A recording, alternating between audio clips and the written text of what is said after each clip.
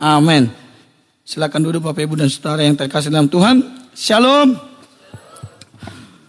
Puji nama Tuhan, di kesempatan pagi hari ini kita boleh belajar akan kebenaran firman Tuhan. Tema kita pada pagi hari ini berbicara keluarga yang ribut atau keluarga yang rukun atau damai, ya. Ini dua hal yang kita perlu pahami dan kita pelajari. Namun setiap kita di dalam kehidupan keluarga mendambakan yang namanya keluarga yang harmonis, keluarga yang bahagia. Terkadang di tengah-tengah keluarga kita, setiap kita mendambakan namanya keluarga yang damai, yang harmonis, yang rukun. Tetapi kadangkala ada konflik, ya, ada persoalan, ada masalah yang membuat keluarga itu pecah dan tidak utuh lagi. Oleh sebab itulah pada pagi hari ini kita belajar bagaimana kita menanggapi keluarga yang rukun. Keluarga konflik atau yang ribut itu ada banyak tantangan, ada banyak peluang. Jika mana ada masalah, ada persoalan, wajar-wajar aja. Tetapi yang menjadi masalahnya adalah bagaimana kita menyelesaikan konflik yang terjadi di dalam keluarga. Konflik yang terjadi bagaimana kita mengelolanya. Ya? Konflik bisa menjadi peluang untuk bertumbuh akan pengenalan satu dengan yang lain. Jadi konflik itu atau yang ribut itu bukan sesuatu hal yang buruk. Satu, hanya bagaimana kita mengelola ketika terjadi konflik atau ribut dalam keluarga. Yang kedua, ketika terjadi cekcok dalam istri dengan suami. Yang kedua adalah kita saling mengenal. Oh, dia ternyata begini. Oh, dia tidak suka dengan ini. Ya. Tapi sebagai anak-anak Tuhan, kita mau belajar di bagian rukun. Karena setiap orang Kristen hidup dan Tuhan juga mendambakan anak-anaknya, keluarga-keluarga yang sudah dibentuk di dalam Kristus, keluarga-keluarga yang sudah dipersatukan, yang hidup satu kesatuan di dalam Kristus, yang senantiasa damai, bahagia. Keluarga yang rukun, harmonis dan bersatu, tentu setiap kita mendambakan, ya. Lalu kita belajar dari Efesus 4 ayat 25 sampai 32, kita baca bersama-sama sebagai ayat penghantar bagi kita. Efesus 4 ayat 25 sampai 32. Demikian firman Tuhan. Karena itu buanglah dan berkatalah benar seorang kepada yang lain, karena kita adalah sesama anggota. Apabila kamu menjadi marah, janganlah kamu berbuat dosa. Janganlah matahari terbenam sebelum padam amarahmu. Dan janganlah beri kesempatan kepada iblis. Orang yang mencuri, janganlah ia mencuri lagi. Tetapi baiklah ia bekerja keras dan melakukan pekerjaan yang baik dengan tangannya sendiri, supaya ia dapat membagikan sesuatu kepada orang yang berkekurangan. Janganlah ada perkataan kotor keluar dari mulutmu, tetapi pakailah perkataan yang baik untuk membangun di mana perlu, supaya mereka yang mendengarnya beroleh kasih karunia. Dan janganlah kamu mendukakan Roh Kudus Allah yang telah memeteraikan kamu menjelang hari penyelamatan. Segala kepahitan, kegeraman, pertikaian dan fitnah hendaklah dibuang dari antara kamu. Demikian pula segala kejahatan. Tetapi hendaklah kamu ramah seorang terhadap yang lain, penuh kasih mesra dan saling mengampuni, sebagaimana Allah di dalam Kristus telah mengampuni kamu. Amin. Dari apa yang kita baca dari perikop ini, Rasul Paulus menyampaikan bahwa memberikan panduan yang secara gampang kepada jemaat yang ada di Efesus. Demikian juga kepada kita. Bagaimana prinsip-prinsip keluarga yang hidup bahagia, hidup yang harmonis, hidup yang rukun. Sebagai satu tubuh, satu anggota di dalam Kristus. Kita jemaat Tuhan di sini berbagai macam karakter. Rambut boleh sama hitam. Tapi siapa yang tahu isi hati setiap kita? Nggak ada. Siapa yang tahu apa yang dipikirkan setiap kita? Nggak ada. Rambut boleh sama hitam. Tapi karakter kita, sikap kita, pola pikir kita berbeda. Justru Allah mau menginginkan di dalam keperbedaan ini ada keharmonisan, ada kerukunan, ada kesatuan di dalam Kristus. Maka Rasul Paulus menyampaikan bagaimana kita sebagai anak-anak Tuhan dapat hidup harmonis, hidup rukun. Yang pertama disampaikan oleh Rasul Paulus, dikatakan di ayat 25, karena itu buanglah dusta dan berkata benarlah seorang kepada yang lain, karena kita adalah sesama anggota. Yang pertama adalah hidup dengan jujur, menyatakan kejujuran, tidak ada kebohongan. Baik itu suami istri, harus ada kejujuran, ada keterbukaan, karena keterbukaan adalah awal pemulihan.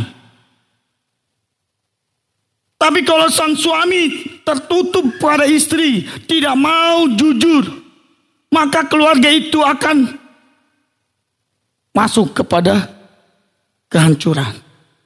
Maka Bapak Ibu dan Saudara yang terkasih di dalam Tuhan, poin yang pertama adalah menyatakan kejujuran. Buanglah dusta, buanglah kebohongan, buanglah ketidakpercayaan. Kehidupan lama kita buang, kita hidupi hidup yang baru. Hidup yaitu jujur di hadapan Tuhan. Kejujuran adalah pondasi utama bagi setiap hubungan. Amin.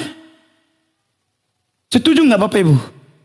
Kejujuran adalah pondasi dalam sebuah hubungan. Baik itu suami istri, baik dengan rekan kerja, baik dengan siapapun, kejujuran yang diutamakan. Makanya kejujuran itu adalah pondasi bagi setiap hubungan, yang terutama dalam lingkup keluarga, karena kita membahas tentang keluarga. Jadi bangun kejujuran satu dengan yang lain. Lebih sakit ketika kita jujur diomeli daripada sang istri tahu ketika tahu sendiri. Sama dengan orang lain. Kita membangun hubungan relasi kerja dengan orang lain. Ketika kita, menurut kita ini suatu kebohongan yang kecil.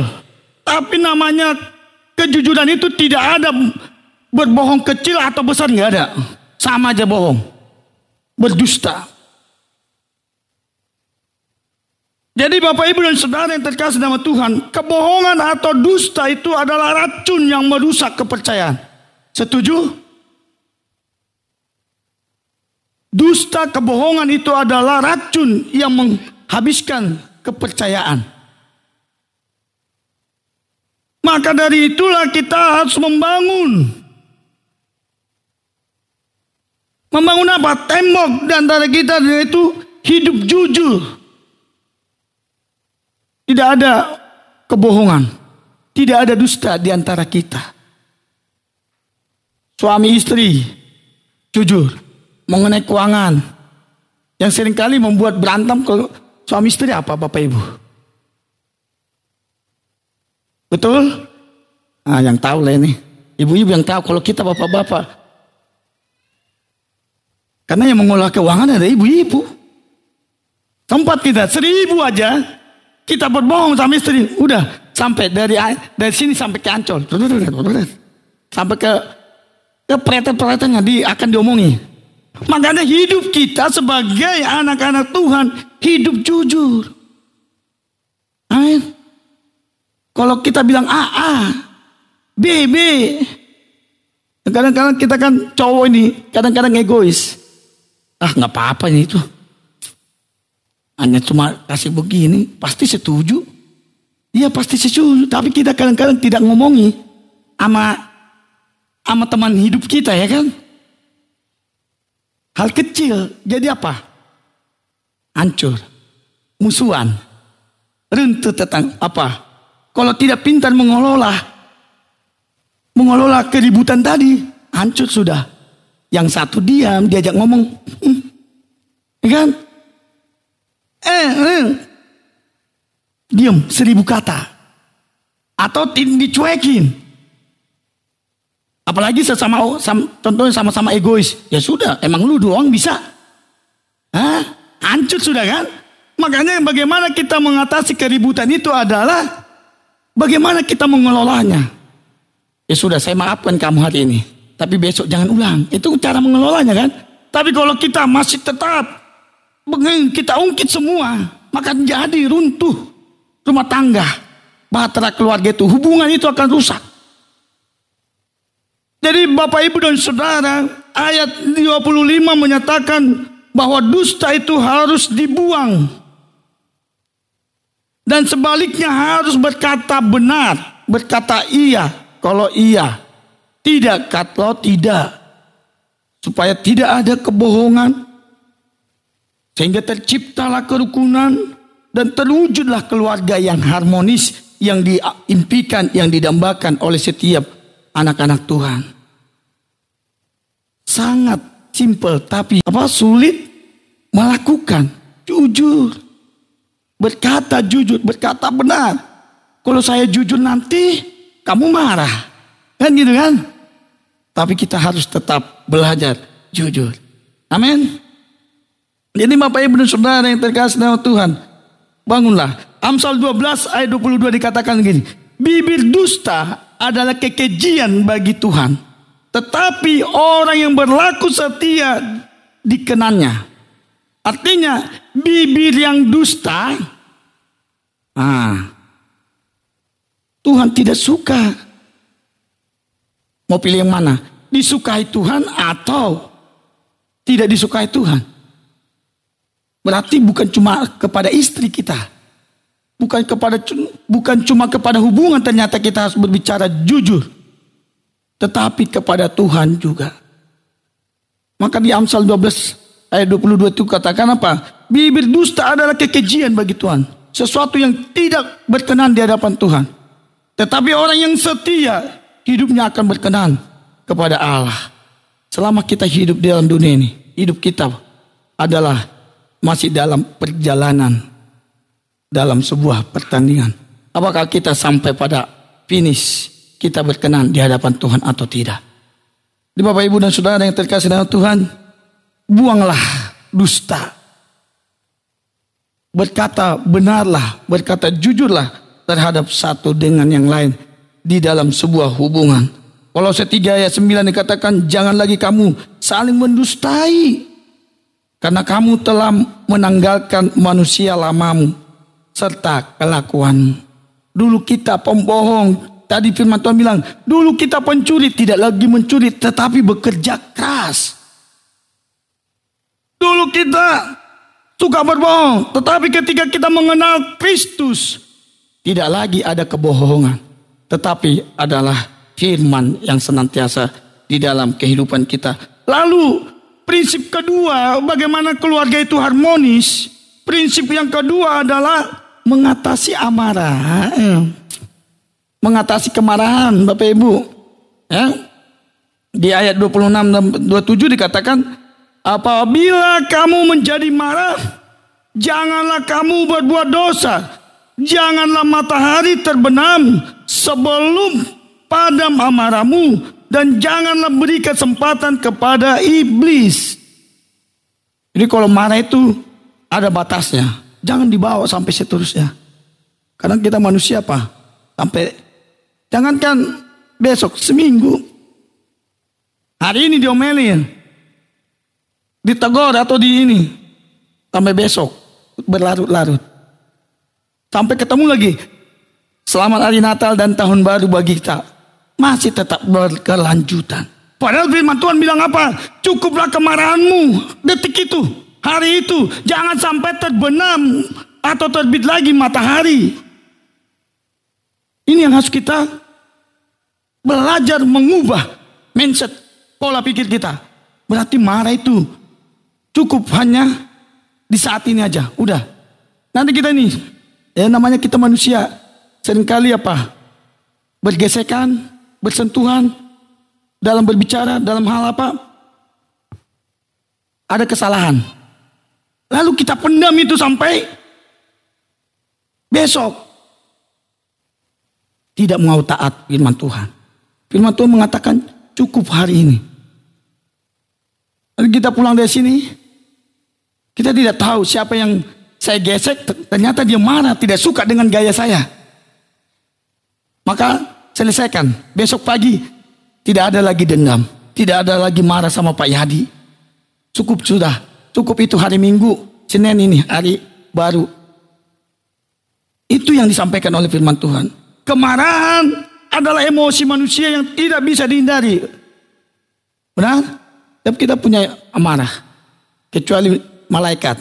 Malaikat juga pun marah dia. Kalau tidak sesuai dengan kehendak. Sama kita manusia. Nggak sesuai dengan apa yang kita inginkan. Marah. Saya kepada Dio. Kalau nggak sesuai, marah saya. Bawel saya. Untuk apa? Untuk kebaikannya. Tapi itulah emosi. Kemarahan itu adalah milik kita. Emosinya ada. Tapi dikatakan firman Tuhan, batasi amarahmu. Kelola amarah kita. Jangan sampai besok. Jangan berlarut-larut. Kita marah kepada suami. Hei istri-istri, jangan larut sampai tahun depan. Jangan larut sampai bulan depan. Jangan larut sampai minggu depan. Cukup sudah. Hari Selasa kejadian ribut dalam rumah tangga. Cukup Selasa sudah. Aku maafkan engkau Pak. Weh, mesra sekali. Ya, aku sudah memaafkanmu. Karena Tuhan sudah memaafkan. Betapa harmonisnya. Lalu, bangga enggak sang suami? Enggak, pasti disadar. Waduh, baik banget istriku ya. Maafkan aku. Dia lakukan firman Tuhan. Firman Tuhan mengatakan cukup hari ini amarahmu. Jangan bawa besok. Ternyata istriku sudah cukup hari ini. Kadang-kadang manusia apa? Kalau aku nanti minta maaf, tambah tinggi apanya? Tambah tinggi telinganya. Langsung naik nanti dia. Bukan. Tapi kita mau lakukan firman Tuhan. Terserah orang. Mau dia tapi nggak berani. Nggak berani kan musuhan dengan saya kan. Dia bangga dengan hal itu. Biarkan. Tapi kita sebagai anak-anak Tuhan yang tahu firman Tuhan. Cukup amarahku sampai sini. Hari ini Minggu. Saya marah dengan Pak Yadi. Karena saya marah dengan kata-katanya. Sudah cukup Senin. So hello. Hai Pak Yadi. Gimana? Kita konsel atau tidak? Karena marah udah lewat. Jadi Bapak Ibu dan Saudara yang terkasih dalam Tuhan, kelola, kendalikan amarah kita. Firman Tuhan mengatakan, kita memiliki emosi duniawi, wajar kita sebagai manusia, ada emosi, ada marah. Tapi kita harus bisa mengelolanya. Kita harus bisa mengendalikan. Alkitab mengakui keberadaan kemarahan, tetapi menekankan pentingnya kita mengelola dengan cara yang benar. Dan tidak berakhir kepada dosa. Yaitu tadi kita bawa lagi hari Senin. Benci sama suami. Karena kelakuannya. Karena ketidakjujurannya. Itu kita sudah melanggar hukum Allah. Kita berdosa. Jika kemarahan itu terjadi, maka Bapak Ibu dan Saudara, kita selesaikan dengan prinsip-prinsip yang benar. Sesuai dengan apa yang Tuhan kehendaki. Prinsipnya adalah selesaikan segera agar tidak berubah menjadi dendam atau kepanjangan. Amin. menyelesaikan amarah kita. Prinsipnya adalah Bapak Ibu, saudara yang terkasih dalam Tuhan, kita menyelesaikan dengan baik, duduk berdua, ngobrol dengan baik-baik. Mungkin kita sebagai cowok ya hanya diam. Cowok yang bijak diam. Walaupun diocehin, dikata-katain, istri, udah diam aja. Nggak usah melawan. Kalau melawan lagi apa? Jadi tidak akan selesai. Orang dia lagi marah, biarkan aja dia ngomel. Ini yang perlu kita selesaikan. Jangan berkepanjangan supaya tidak terjadi dendam. Sama sesama jemaat pun selesaikan.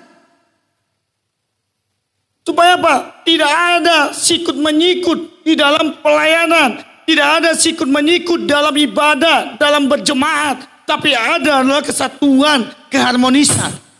Amin. Betapa bangga kita. Contoh sederhana. Ketika ada dan dari jemaat kita yang sedang berduka, lalu jemaat itu bergandengan tangan datang. Walaupun tidak ibadah, tapi ketika terlihat ini komunitas apa? Oh, ini dari gereja kami. Betapa bangga. Luar biasa kesatuan mereka ya. Harmonis banget ya. Kemarin itu yang di Tanah orang Batak semua. Bapak pendeta dengan siapa? Wah, sama rombongan. Jemaat GB Kampung Belang. Iya. Kalian kompak ya? Iya. Ya begitulah. Bukan cuma orang Batak doang yang kompak. Kami pun kompak. Sekalipun berbeda suku. Amin. Kemarin di tempatnya Ciberi, jemaahnya satu gerombolan mereka. Saya lihat. Bahkan mereka mau persembahkan pujian. Saya lihat semua jemaat. Kami dari GPDI ini mau persembahkan. Saya lihat. Lah semua jemaat ini. Betapa bahagianya kita melihat ketika kita bersatu. Seiring berjalan bersama. Di dalam Tuhan. Amin. Maka selesaikan kemarahan kita. Jangan dibawa hari esok. Setiap kita pasti namanya marah itu ada. Emosi itu ada. Tapi cukup. Kita memperbaiki diri masing-masing. Kita kelola. Setuju? Amin. Supaya kita terlihat di luar sana. Jangan cuma hanya di sini kita terlihat rohani banget. Tetap di sono. Wah, Roh Kudus semua. Di sini Roh Kudus. Dipenuhi Roh Kudus. Haleluya. Tapi di luar. Roh Kudus. Gak jelas. Maka kita belajar mengendalikan.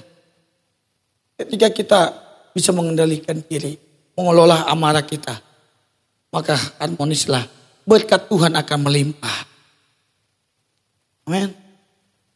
Jadi Bapak Ibu dan Saudara yang terkasih dalam Tuhan, sebagaimana dikatakan di dalam Mazmur 133, sungguh alangkah baiknya dan indahnya apabila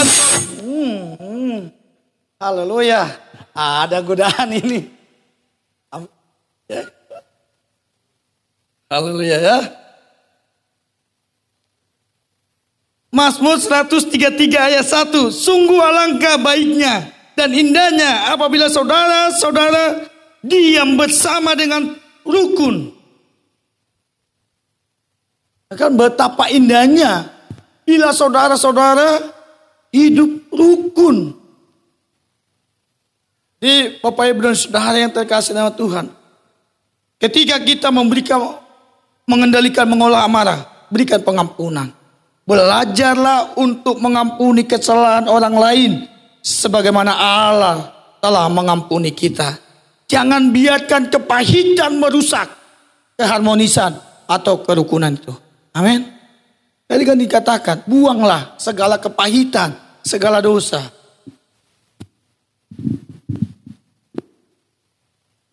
Kita buang kepahitan. Jangan ada lagi. Tinggalkan hidup lama kita. Tinggalkan kegeraman itu. Jangan kita membawa ego kita. Enggak disebut namanya. Kadang marah. Marah, berlarut. Dia enggak hargai saya. Kan kadang gitu kan, namanya manusia. Wajar, tapi jangan berlarut-larut. Cukup kendalikan. Oh mungkin, udahlah, ambil sisi positif. Jadi Bapak Ibu dan Saudara yang terkasih dalam tiga. Apabila kita menjadi marah, janganlah kamu berbuat dosa, dikatakan tadi. Berarti bahwa kemarahan itu sendiri bukanlah dosa, tetapi cara kita meresponnya bisa menjadi dosa. Marah dosa enggak? Kata firman Tuhan enggak. Tapi yang jadi dosa adalah cara kita meresponnya. Meresponnya apa? Kita bawa larut sampai hari esok. Itu yang dosa. Kata Alkitab mengatakan marah enggak dosa. Jadi kita dosa dong marahi anak kita. Jadi kalau anak kita melakukan sesuatu yang tidak baik, kita marahi, dosa dong. Enggak, Alkitab mengatakan. Tetapi yang menjadi dosa adalah ketika kita meresponinya, mengelolanya tidak baik, itu dosa. Kenapa? Tadi saya katakan kemarahan itu emosi manusiawi. Bagaimana kita mengelolanya? Wajar nggak marah? Marah kalau salah ya siapa sih yang nggak marah? Kalau kita sebagai orang tua, anak kita sudah tahu salah tapi tidak kita marahi. Lihat akhir hidupnya akan hancur. Kenapa? Tidak ada teguran, tidak ada nasihat, tidak ada amarah. Amarah itu boleh marah tapi harus kita kelola. Jangan biarkan kemarahan mendorong kita untuk mengucapkan kata-kata kasar. Hati-hati Bapak Ibu. Boleh marah, saya katakan boleh marah tadi ya. Alkitab mengatakan marah tidak dosa. Tapi yang menjadi dosa tadi, jangan sampai terlontar kata-kata kasar. Jangan terlontar kata-kata yang mengutuki. Cukuplah kesal, marah.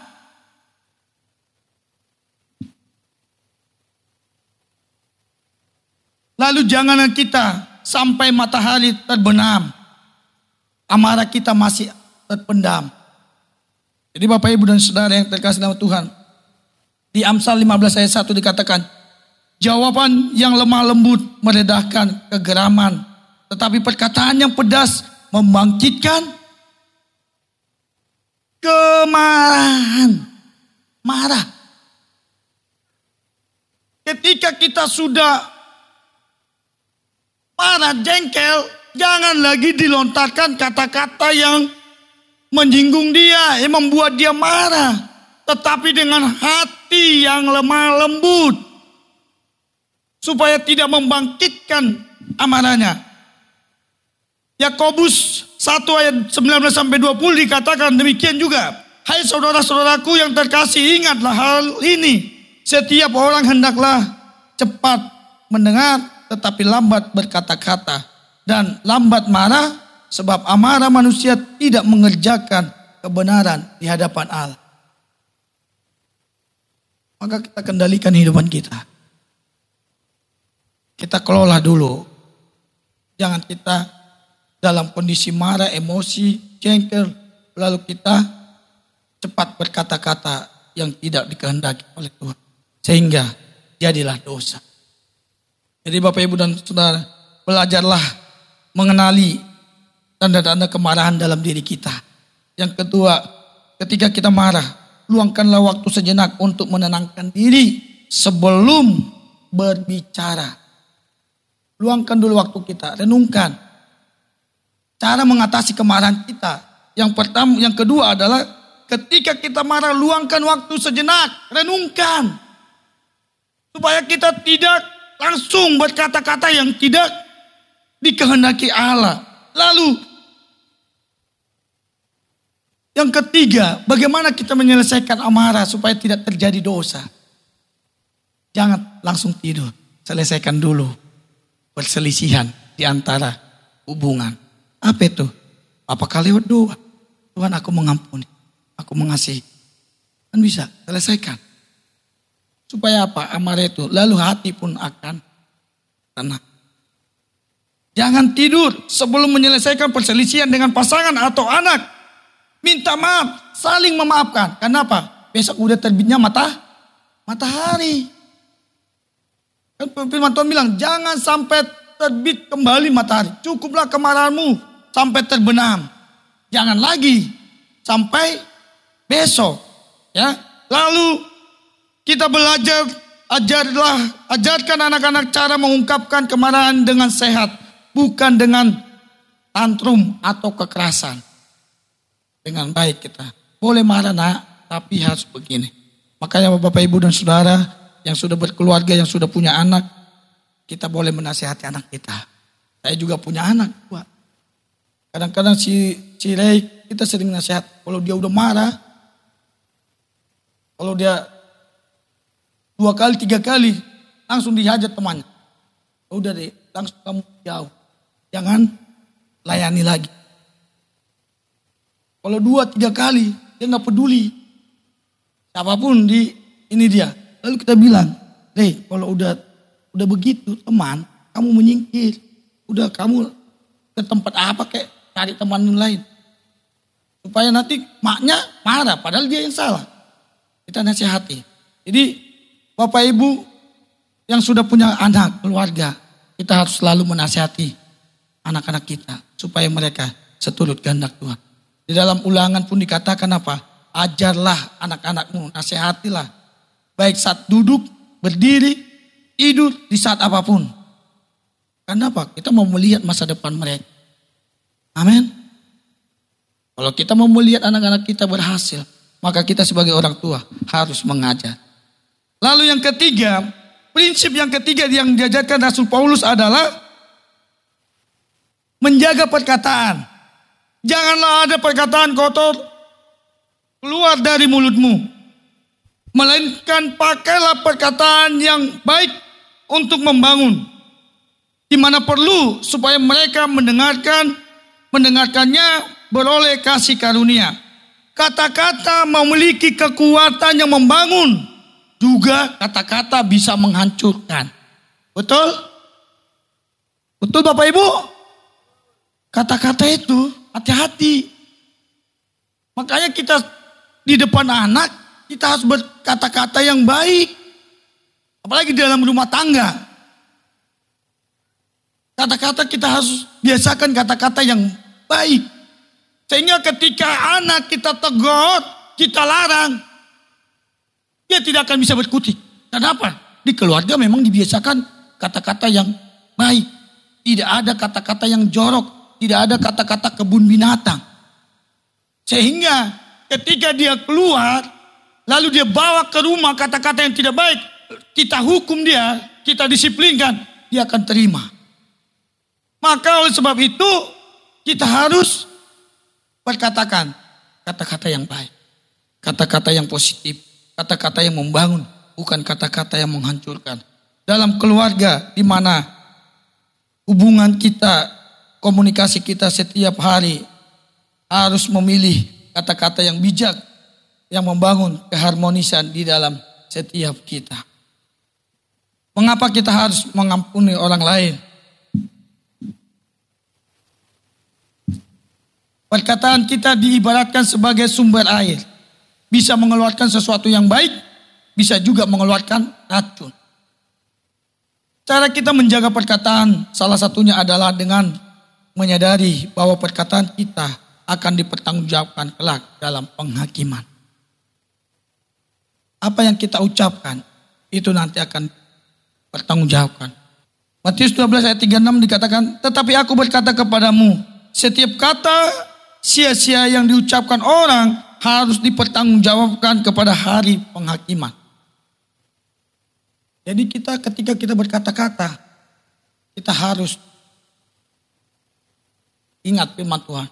Setiap kata-kata yang kukeluarkan dari mulutku akan kupertanggungjawabkan kelak di hari penghakiman. Baik itu kepada anak, baik kepada sesama, baik kepada siapapun. Kita harus jaga perkataan kita.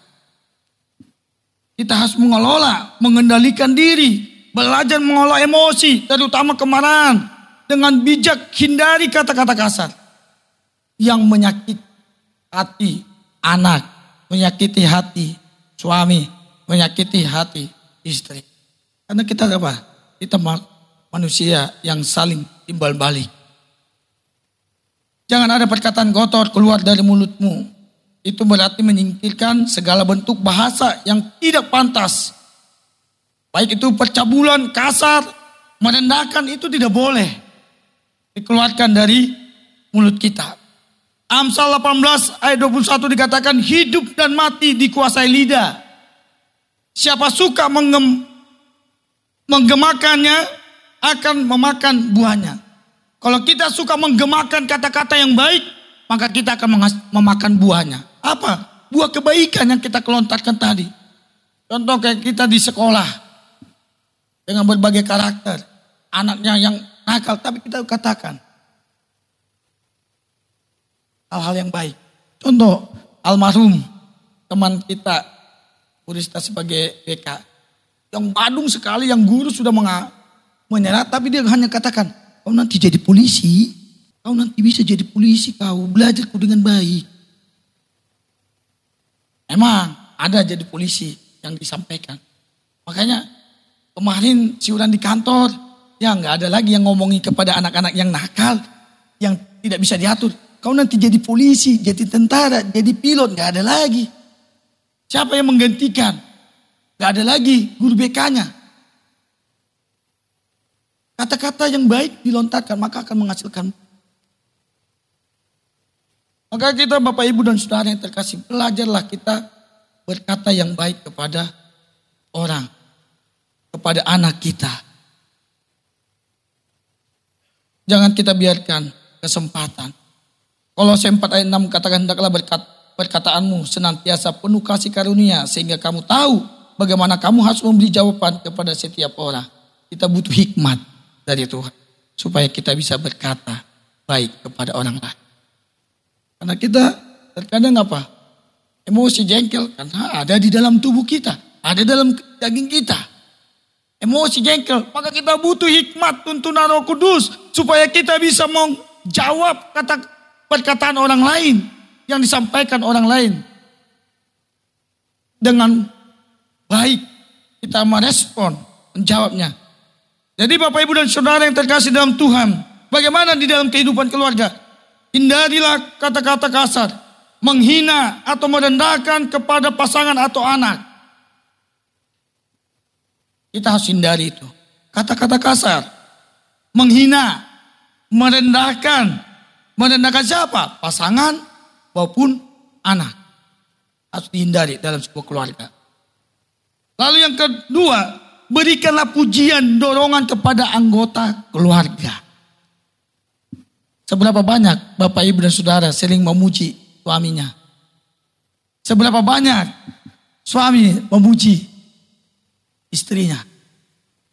Seberapa banyak jemaat Tuhan yang sudah berkeluarga memberikan pujian kepada anak? Sebaliknya, seberapa banyak anak memberikan pujian kepada bapaknya? Ih, papaku ganteng deh. Kalau itu mah karena ada maunya. Ya kan? Kalau anak bilang, wih papaku ganteng, papaku baik, ada maunya. Ini yang harus kita lakukan. Lalu ucapkanlah terima kasih dan maaf secara teratur. Ya, ketika kita ucapkan, maaf ya. Terima kasih ya, kalau diberikan sesuatu, terima kasih. Lalu yang ketiga, yang keempat di dalam sebuah keluarga, diskusikanlah masalah dengan tenang dan belajarlah menghormati satu yang lain. Hindari teriakan atau saling menyalahkan. Ini seringkali ada dalam keluarga. Pengen menang sendiri, tidak mau kalah. Sehingga apa? Saling menuduh. Kaunya. Bukan. Gara-gara kau ini. Datang lagi suami. Kau. Datang istri. Kau. Nggak akan selesai. Kau. Tapi dikatakan firman Tuhan hari ini, harus kita duduk diskusi. Apa sih salah? Di mana sih letaknya sehingga terjadi keributan ini? Oke, kita perbaiki sama-sama. Betapa indah keluarga yang harmonis. Lalu yang ketiga, yang terakhir, Bapak Ibu, ini sedikit lagi nih. Merawat kemesraan 31 sampai 32. Kemesraan dimulai dari tindakan saling mengampuni. Sebagaimana Allah di dalam Kristus telah mengajarkannya kepada kita. Kemarahan dan kasih yang kita praktekkan dalam kehidupan keluarga. Menghindari dari keributan yang berkepanjangan. Kita harus menunjukkan kasih. Menunjukkan kasih sayang kita kepada orang-orang yang di dekat kita. Lewat apa? Perkataan. Lewat apa? Tindakan kita. Berikanlah perhatian, dukungan. Kalau diperhatikan, dipuji, wah semangat dia. Kadang-kadang ada orang tua digenjot anak, belajar. Tetapi tidak ada feedback yang didapatkan oleh anak. Sehingga apa? Anak itu malas. Tapi kalau kita memberikan anak motivasi, kita dorong terus, kamu dapat ini. Kalau kamu bisa, Bapak akan kasih. Saya percaya di sini keluarga Tuhan, anak-anak Tuhan yang luar biasa. Ketika anak-anaknya meraih prestasi, diberikan sebuah penghargaan. Jangan salah Bapak Ibu, bukan berbicara nilai, tetapi bagaimana sikap kita sebagai orang tua memberikan penghargaan kepada anak. Ketika anak itu berhasil, maka anak itu akan naik grade-nya. Mamaku kemarin aku juara 3. Dikasih begini. Tapi aku harus lebih baik. Ma, kalau aku dapat juara 1 apa, Ma? Apa, Ma? Ya, jangan pernah ingkari janji kepada anak. Ya, nanti ku kasih sepeda, contoh ya kan. Dapat juara 1-nya, enggak dikasih sepeda. Tak kunjung. Jadi apa? Dicap anak adalah bohong. Itulah anak. Kita sebagai orang tua harus belajar. Jangan pernah sekali-sekali kita tidak memenuhi apa yang kita janjikan kepada anak. Apalagi di dalam dia meraih masa depannya. Dalam belajarnya. Kalau kamu berhasil, kamu ini. Saya ingat dulu waktu Sidio di SD. Sepedanya udah rusak. Lalu saya katakan, kalau kamu dapat nilai 100 semua ulanganmu, pas di suari terang, Bapak akan bagusi sepedamu, rapiin. Udah hitung-hitung terus ulangannya. Kita orang tua punya hati.